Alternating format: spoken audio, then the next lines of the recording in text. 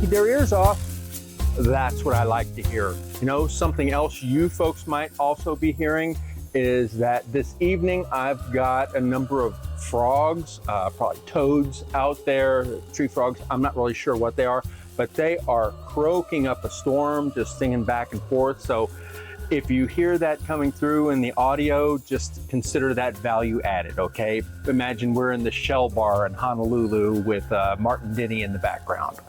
So, before I get started with my music review today, I want to set the stage with a little historical context. So please bear with me as I take a stroll down memory lane. As a kid growing up in rural Texas, I was blessed to be able to listen to both kinds of music, country and Western. This is where I'm coming from.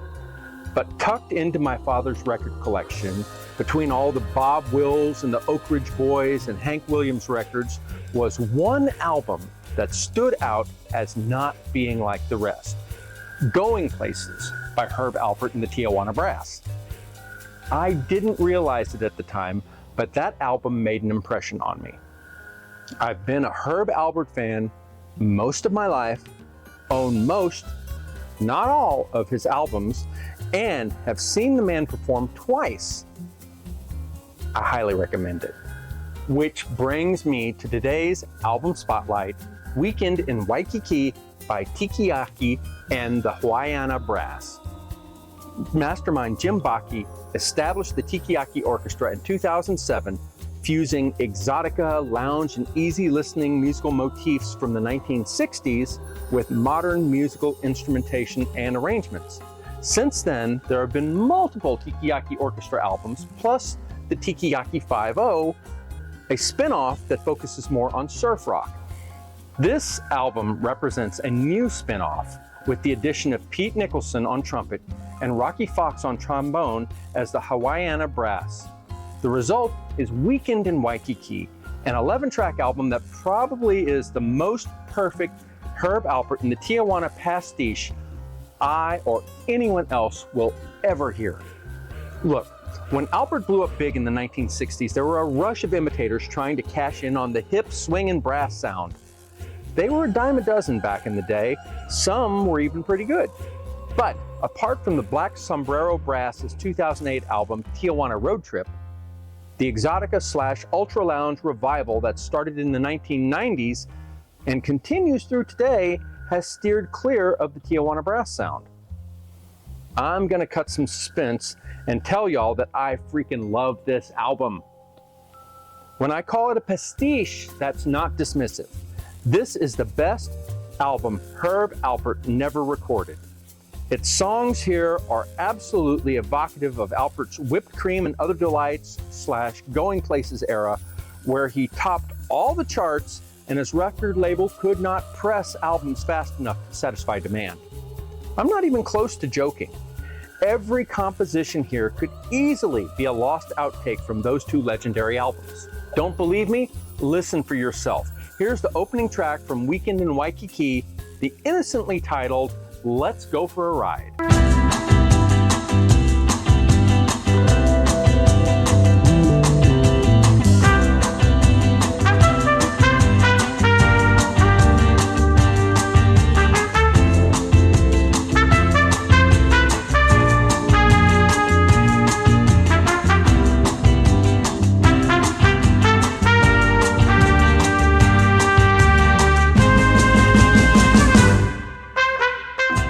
How's that for throwing down the gauntlet? The title itself is a reference to Tijuana Taxi, obviously, and the song opens with languid, dreamy trumpet intro, which lasts almost an entire minute before a punchy rhythm kicks in. This was a go-to structural arrangement that Alpert relied on time and time again during his career. Every album he did had at least one track that opened this way. But the up-tempo section, holy cow, is this cool or what? It's energetic but relaxing at the same time and paints a picture of cruising along a rural road with the top down, sun shining, wind blowing through my hair. There's no urgency to get anywhere in particular, just the enjoyment of the moment. Next up is the title track, Weekend in Waikiki.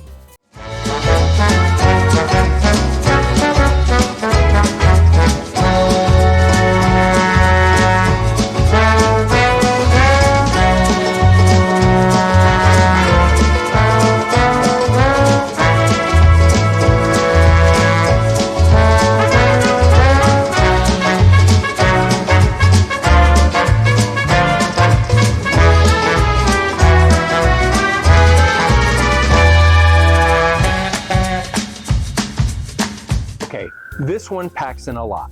Yes, there's that overt callback to Tijuana Taxi with the old-timey horn honking there in the middle, but musically this composition is reminiscent of Bittersweet Samba from the Whipped Cream and Other Delights album. It continues the up-tempo pace established by Let's Go for a Ride, but layers in a dollop of intensity. If the first song had us touring the undeveloped Hawaiian countryside, in this one, we've progressed to a more vibrant urban environment in Honolulu. Does that make sense, or am I just grasping at metaphors here? Let's move on to Pineapple Upside Down.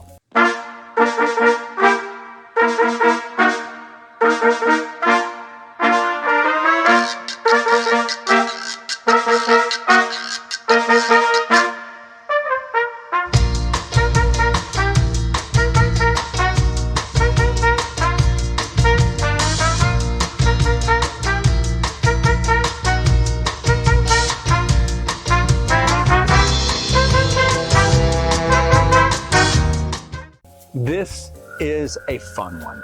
I thought about featuring some of the other tracks on the album, but I kept coming back to Pineapple Upside Down. It reminds me a lot of Alpert's cover of I'm Getting Sentimental Over You off the Going Places album. That's not to say it's copying or paralleling or aping that earlier song or anything like that.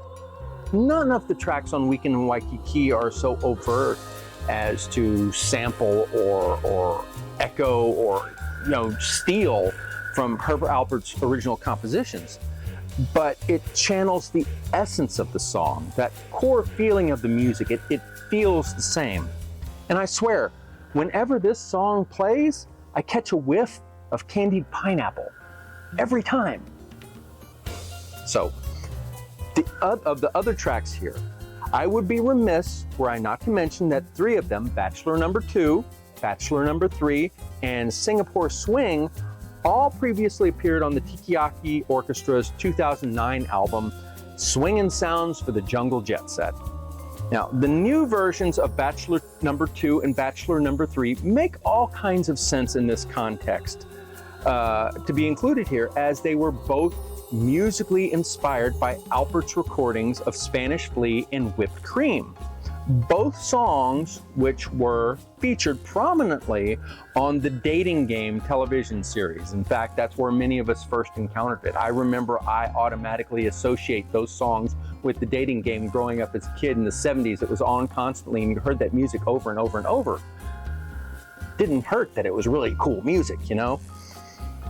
As such, these Tikiyaki re-recordings both work well in the new context. Do they work better in this new context with horns, trumpets, and trombones replacing the piano, organ, and vibes from the original recordings? I don't think so. Is this a lesser version of those songs? Again, no, not really.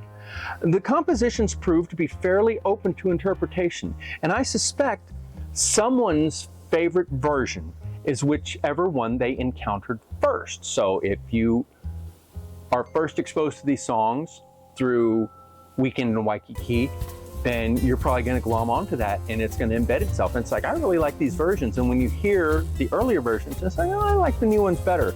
And vice versa if you first came to it through those other ones. I mean, these are simply different versions of the song. Better or worse doesn't really enter into it. I will say that of the 3 songs here, Singapore Swing benefits the most from the added brass. Again, not necessarily better than the original, but the horns give it an extra oomph that I wasn't expecting, and the end result is quite nice. So, bravo, Mr. Bacchi. Finally, Alpert seemed to include a cover on every album that seemingly came out of left field and didn't really fit with the rest of the album, or just sounded radically different from the original song, so much so that it was almost unrecognizable. Yeah, often Alpert's covers bore little resemblance to the original version of said song. Tikiyaki doesn't do that on this album, but for the life of me, the final track included here, Hit It Shorty, that sounds for all the world like what Alpert would have come up with had the Tijuana Brass ever done a cover of Willie and the Hand Jive. I'm not kidding. I'm also not sharing that one with you. You're gonna have to pick up the album and listen for yourself and make up your own mind. Now, I've been making comparisons to Alpert this whole time, but I want to be clear that there are some clear differences. In all of Alpert's recordings, the arrangements made his solo trumpet the star of the show. He took solo lead with his horn and the world swooned. His sound is distinctive. When Herb Alpert plays the trumpet, you know it's Herb Alpert. That's not the case with Weekend in Waikiki, all of Alpert's influence notwithstanding. Bacchi, who produced the album, uses studio multi-tracking to make Nicholson and Fox sound like a full brass section rather than just two solo instruments. That works just fine here, but is one reason why most music aficionados won't ever mistake these recordings for long-lost Tijuana Brass bootlegs. That said, if Alpert ever turned his trumpet loose on any of these songs, the symmetry would be downright scary. The man could cover every track here and release it as an abandoned or lost outtake from the Whipped Cream Going Places sessions, and the world would accept that without blinking because this music sounds absolutely true to that era. Bacchi and his collaborators have created something special with this album. I don't know if this is a one-off or there are plans to revisit the concept in the future. Regardless, this album, Weekend in Waikiki, is going to be hard for them to top. I know a lot of home tiki bars don't normally include loungy, easy listening sounds such as Herb Alpert or Esquivel in their playlists, but this may be the album that prompts a reassessment. It's that good at what it does. So, until next time we meet, tiki if you got 'em.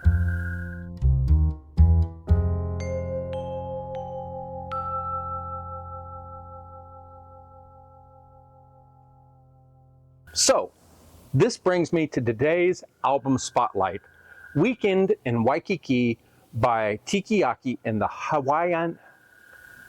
Which brings me to today's album spotlight, Weekend in Waikiki by Tikiyaki and the Hawaiiana Brass. Hawaiiana Brass. Okay, one more time. Which brings me to today's album spotlight, Weekend in Waikiki. This is going to be one of those days, isn't it?